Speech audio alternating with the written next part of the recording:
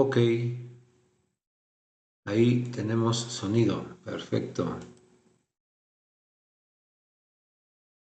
Sí, sí, sí, ok, ok. Bueno, pues aquí estamos de regreso. Me parece que tenemos audio. Exacto, ahí está el audio. Perfecto. Bueno, pues aquí estamos de regreso. Y bueno, pues la intención es pues terminar de leer el capítulo 22, que ya se hizo un poquito largo, pero la verdad ha sido un capítulo bien, bien importante. Pues prácticamente en este capítulo, ya en estos capítulos finales, pues está el desenlace de lo que pues es la fe cristiana. La fe cristiana se fundamenta pues en estos pasajes, en lo que fue pues Jesús en sus últimos días. Y bueno, pues la intención, como ya se lo he dicho, es pues leer la Biblia, leer la palabra, de ese libro que, que a muchos les causa cierto escozor, pero pues la verdad es importante conocer pues la palabra, conocer qué es lo que dice la Biblia, qué es lo que dice, pues qué es lo que está escrito, porque la verdad muchas veces muchas personas lo desconocen o escuchan y muchas veces incluso pues eh, comentan nada más por lo que han escuchado, pero lo importante es leerlo y la intención de esto pues es los que se lleguen a quedar aquí en este live, pues es leer en una versión que la verdad a mí me parece una muy buena versión, en donde no está tan saturada de a lo mejor de términos que nos pueden causar cierto aburrimiento, pero pues es la intención. Y terminar ese capítulo el día de hoy, y les insisto, pues es prácticamente la base de la fe cristiana, ¿no? Cuando Jesús en sus últimos días pues es traicionado y después pues, es crucificado, y es cuando los que creemos en Jesús es lo que nos lleva a eh, pues a creer en Jesús, ¿no? En la muerte y crucifixión de Jesús y después, ¿no? La resurrección de Jesús. Que muchos obviamente dicen, es que, ¿por qué crees en esas fantasías? ¿Por qué crees en esas historias que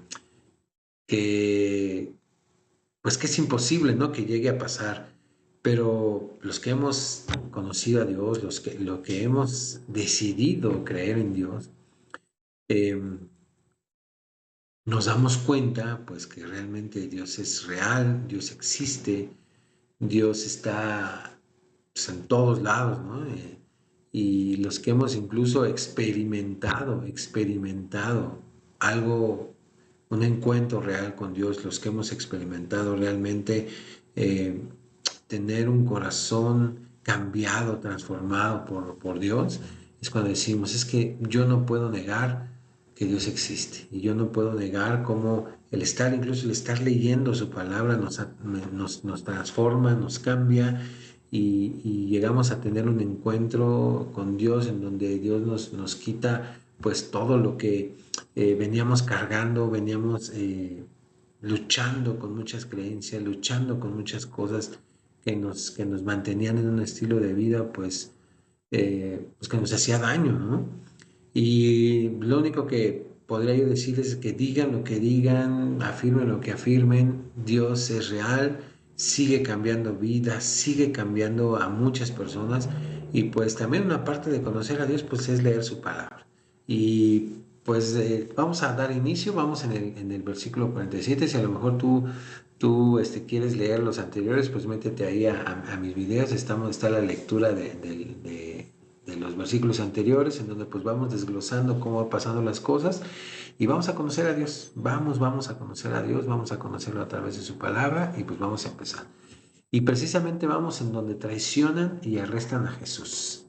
Y bueno, vamos a empezar. Mientras Jesús hablaba, se acercó una multitud liderada por Judas, uno de los 12 discípulos. Judas caminó hacia Jesús para saludarlo con un beso. Entonces Jesús le dijo, Judas, ¿con un beso traicionas al Hijo del Hombre? Cuando los otros discípulos vieron lo que estaba por suceder, exclamaron, Señor, ¿peleamos? Trajimos las espadas. Y uno de ellos hirió al esclavo del sumo sacerdote, cortándole la oreja derecha. Pero Jesús dijo, basta, y tocó la oreja del hombre y lo sanó. Entonces Jesús habla a los principales sacerdotes, a los capitanes de la guardia del templo y a los ancianos que habían venido a buscarlo. ¿Acaso soy un peligroso revolucionario para que vengan con espadas y palos para arrestarme? Les preguntó. ¿Por qué no me arrestaron en el templo? Estuve ahí todos los días, pero este es el momento de ustedes, el tiempo en que reina el poder de la oscuridad. Y bueno, pues aquí es un pasaje pues que a lo mejor muchos conocemos, ¿no? Cuando va Judas, lo traiciona con un beso y pues Jesús les hace ciertas preguntas, les dice, me tenían ahí en medio de ustedes, ¿por qué no lo hicieron? ¿Por qué tuvieron que venir en medio de la noche? ¿Por qué tuvieron que venir con tantas personas, ¿no? Cuando pues soy un hombre común, no tengo ejércitos, no tengo, ni siquiera mis discípulos son soldados, ni siquiera saben pelear, aunque pues se ve que aquí llevaban una espada, ¿no? Aunque vemos en los versículos anteriores en donde Jesús les dice, pues que ya era hora, ¿no? De llevar, ahora sí tenían que llevar ropa, tenían que ir preparados y tenían que llevar espadas, ¿no? Entonces aquí en este pasaje no especifica que fue Pedro, la verdad no recuerdo bien si en otro evangelio sí especifica que fue Pedro el que le hiere al soldado del sumo sacerdote, pero pues aquí específicamente imagínense esa parte, imaginemos esa parte en donde Jesús está ahí con una turba que vienen por él en la noche y aún en esa situación, fíjense, aún en esa situación tan difícil, tan conflictiva, uno de sus discípulos lastima a uno de sus siervos del sumo sacerdote y aún ahí Jesús hace un milagro.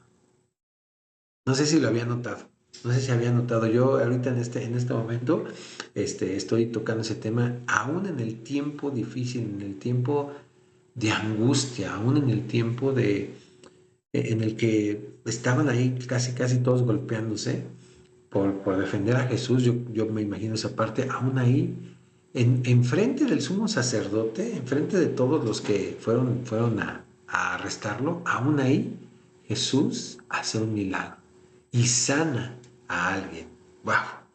Entonces, podemos tomar ese ejemplo en el que nosotros podemos estar pasando por alguna situación difícil y tomarlo, ¿no? Como algo que puede pasar. En esos casos tan tremendos que incluso podemos pensar que no hay alguna solución, que ya todo está perdido, que ya no hay algo que podamos hacer, aún en esa situación Jesús puede hacer un milagro. Solamente es que nosotros pues pongamos todo nuestro corazón y todos nuestros pensamientos en Él para que le diga, Señor, yo a lo mejor para los hombres esta es una situación extremadamente difícil a mis ojos humanos, pero yo sé que tú puedes, aún en esos momentos, tú puedes hacer un milagro e incluso traer sanidad, por ejemplo, en este caso, ¿no? Cuando ya el dictamen o el diagnóstico médico diga, ¿sabes qué? Hasta aquí se acabó, ahí en ese momento Dios puede traer sanidad y puede traer paz y puede traer luz a la vida de una persona. Fíjense cómo estando ahí. No me imagino cómo se habrán quedado atónitos, ¿no? Esas personas que iban ahí cuando todavía en medio de todo ese barullo que estaban haciendo, Jesús se atrevió a sanar a uno de ellos. Imagínense, está tremendo, ¿no? Imagínense cómo se ha de haber sentido ellos, ¿no? De estar arrestando a alguien que ellos decían pues que era un delincuente y ahí ante sus ojos sanó a una persona. Wow. Entonces dice, el tiempo en que reina el poder de la oscuridad. Pedro niega a Jesús. Entonces lo arrestaron, ya, y lo llevaron a la casa del sumo sacerdote. Y Pedro lo siguió de lejos. Ok, y Pedro lo siguió de lejos. Los guardias encendieron una fogata en medio del patio y se sentaron alrededor. Y Pedro se sumó al grupo. Ahí estaba, Pedro. No habla de a dónde se habían ido los demás discípulos, pero habla específicamente de Pedro. Se sentó con el grupo. Una sirvienta lo vio a la luz de la fogata y comenzó a mirarlo fijamente. Por fin dijo, este hombre era uno de los seguidores de Jesús. Pedro Eh, no sé cómo, aquí está, a lo mejor mal la traducción, pero dice, pero Pedro le dijo, mujer, ni siquiera lo conozco. Después de un rato, alguien más lo vio y dijo, seguramente tú eres uno de ellos. No, hombre, no lo soy, contestó. Alrededor de una hora más tarde, otra persona insistió, seguro este es uno de ellos porque también es Galileo. Pero Pedro, pero Pedro dijo, hombre, no sé de qué hablas. Inmediatamente, mientras aún hablaba, el gallo cantó. En ese momento, el Señor se volvió, miró a Pedro. De repente las palabras del Señor pasaron rápidamente por la mente de Pedro. Mañana por la mañana, antes de que cante el gallo, negarás 3 veces que me conoces. Y Pedro salió del patio llorando amargamente. Pues es un pasaje famoso, ¿no? En donde, en donde Pedro, pues, se avergonzó del Señor. Así, punto. No podemos decir otra cosa. Se avergonzó a pesar de haberlo visto a hacer milagros. El miedo pudo más que su fe. El miedo pudo más que mm, el haber caminado con Jesús. Y la verdad es que muchas veces como creyentes también pasamos por ese punto. A veces tenemos dudas, a veces tenemos incertidumbres, incluso a veces amamos más al mundo que a Dios, aunque creemos en Dios, porque Pedro no dejó de creer en Jesús. Hay que poner ese punto bien claro. Pedro en este caso seguía creyendo en Jesús, pero en este caso pudo más su miedo, el temor, la vergüenza, ¿no? A lo mejor que él pensaba que iba a pasar y se atrevió a negar a Jesús. Pero si regresamos un poco, nos quedamos en el 62, regresemos a los versículos anteriores. En lo que leímos la vez pasada, en donde Jesús le decía a Pedro, a ver, déjeme buscarlo.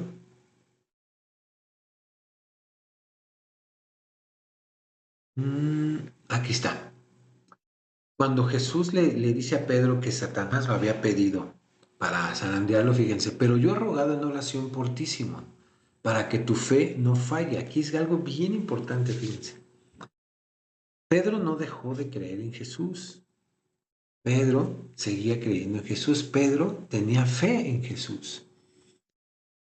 Eh, pero la vergüenza, el temor, el querer quedar bien, el amar más, por ejemplo, muchas veces a familiares, a parejas, a hijos, trabajos, muchas veces nos llevan a sí tener fe, pero negar nuestra fe ante la gente.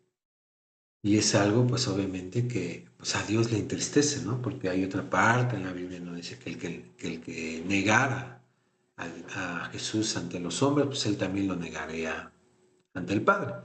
Pero estamos viendo cómo Jesús, aquí en el verso 32, dice, de modo que en cuando te arrepientas y vuelvas a mí, fortalezcas a tus hermanos. ¿Qué es lo que tenemos que hacer? Regresamos al mismo punto. Tenemos que arrepentirnos y volver nuestro corazón a Dios. Si tú en algún momento has creído en Dios y quizás te has avergonzado, quizás lo has hecho a un lado, quizás has preferido lo que, lo que diga la gente, quizás has preferido, eh, pues no sé, a lo mejor estar en tu comodidad. Y a lo mejor ahí está en tu corazón el creer en Dios, quizás está en tu corazón, pero te has apartado o nos hemos apartado de Dios, pues la invitación el día de hoy con esta lectura es decir, quizá hemos sido como Pedro, pero ve lo que Jesús le dijo. De modo que en cuanto te arrepientas y vuelvas a mí, tú fortalezcas a tus hermanos. El llamado para todos, no solamente para Pedro, yo creo que es para todos, es que nos arrepintamos de esa comodidad que muchas veces hemos hecho, volvamos a Jesús, que nos arrepintamos y que nosotros seamos esas personas que fortalecemos a otros hermanos.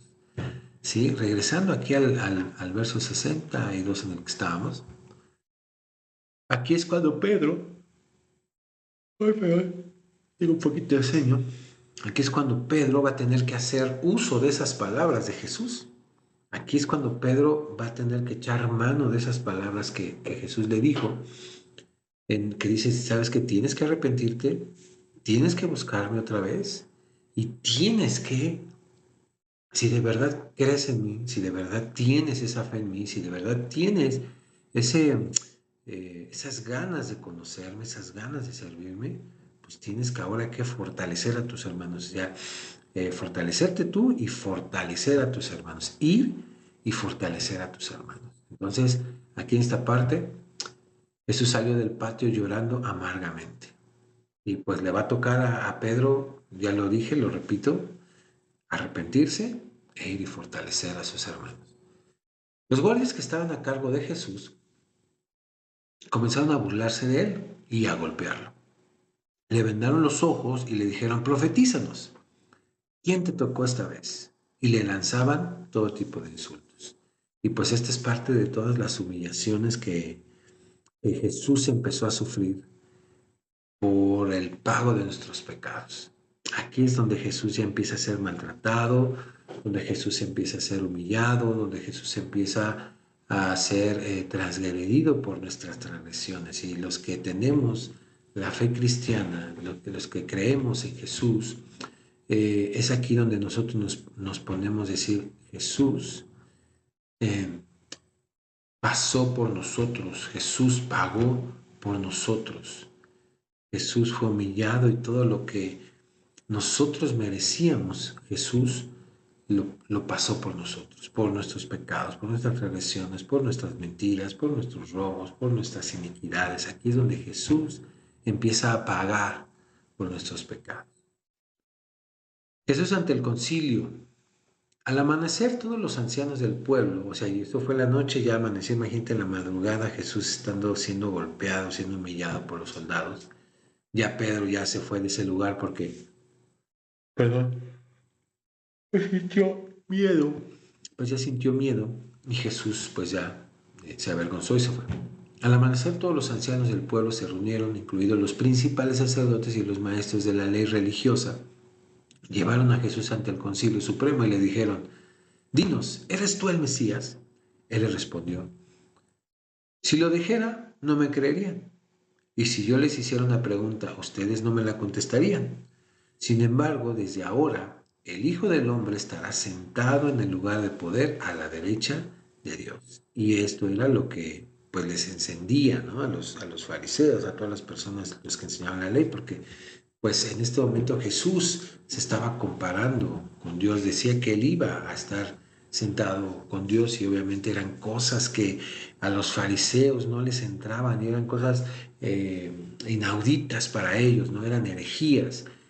Y también podemos asimilar un poco en que para muchos religiosos de estos días, para muchos religiosos de estos tiempos que están casados, que están totalmente aferrados a sus viejas doctrinas, a sus viejas maneras de hacer e incluso a sus viejas maneras de entender la palabra, porque moldearon ese entendimiento a su propio entendimiento, cuando viene algo que quizá para ellos no congenia, quizá para ellos no va de acuerdo a la palabra, se ponen pero como energúmenos y empiezan a juzgar, y empiezan a criticar, y empiezan a maldecir a todas esas personas que no entran en su cajita cuadrada de religión. Ahí es donde pues empiezan, ¿no? a catalogar, empiezan a más bien a rechazar, quise decir más bien, empiezan a rechazar a todas esas personas. Y aquí dices, todos gritaron, entonces afirmas que eres el Hijo de Dios. Y él contestó, ustedes dicen que lo soy. ¿Para qué necesitamos otros testigos? Dijeron. Nosotros mismos lo oímos decirlo. Y bueno, que acabamos este capítulo 22 de importancia, resumiendo este tema. Jesús va a la cruz, bueno, Jesús empieza a ser maltratado por nosotros. Eh, si vemos desde arriba, Jesús toma la última cena, tiene esa última convivencia con sus discípulos, le dice a Judas que pues él era el que lo iba a traicionar, ¿sí? Después tiene una plática con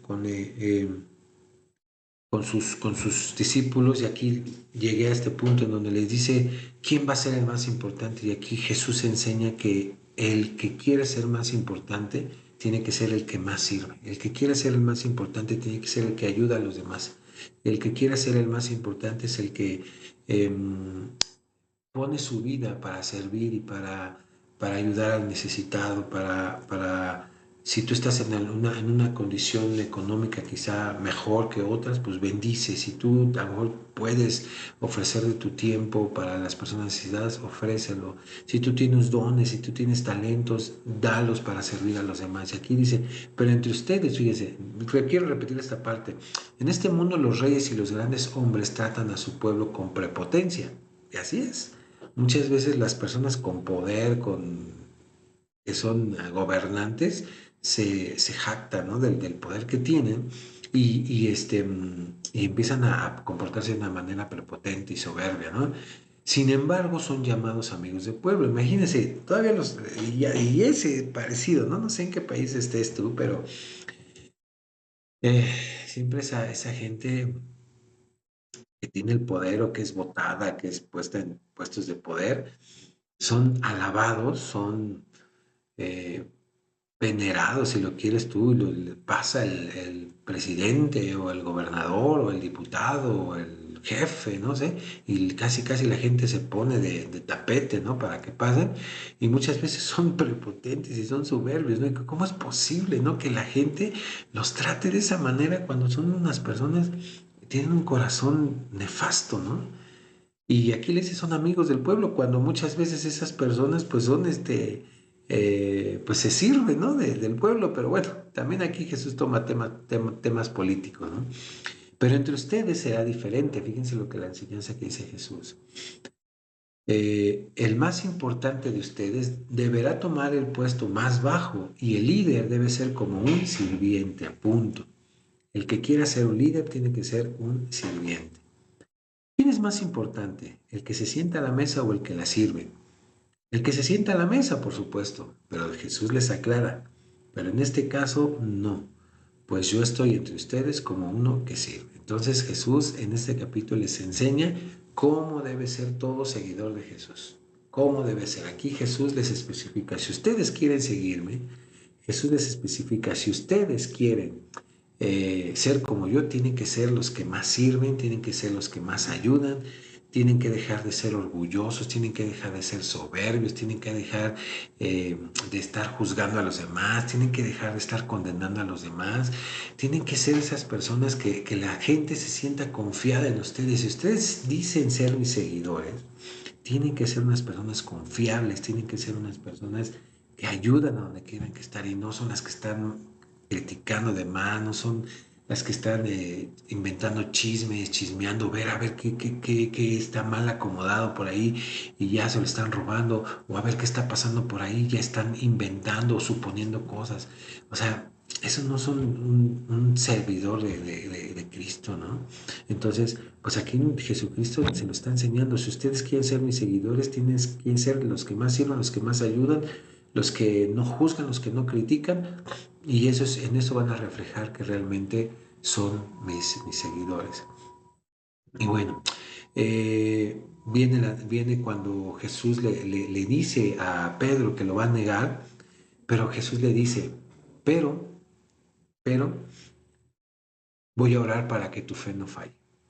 De modo que cuando te arrepientas y vuelvas a mí, fortalezcas a tus hermanos. Y viene más adelante la negación de Jesús, cuando Jesús lo niega 3 veces, y pues sabemos el resto de la historia, ¿no? En que Pedro fue uno de los principales discípulos, que él se tuvo que arrepentir y les insisto mucho, muchas veces nosotros somos como ese Pedro, tenemos fe en Jesús, creemos en Jesús, pero lo que nos rodea, el mundo, el trabajo, los familiares, los amigos, nos hace negar muchas veces esa fe en Jesús, ¿sale? Entonces, pues, ¿qué es lo que tenemos que hacer? Si realmente queremos servir a Jesús, pues arrepentirnos. Traicionan a Jesús, lo llevan, Jesús es golpeado, Jesús es humillado por nuestros pecados.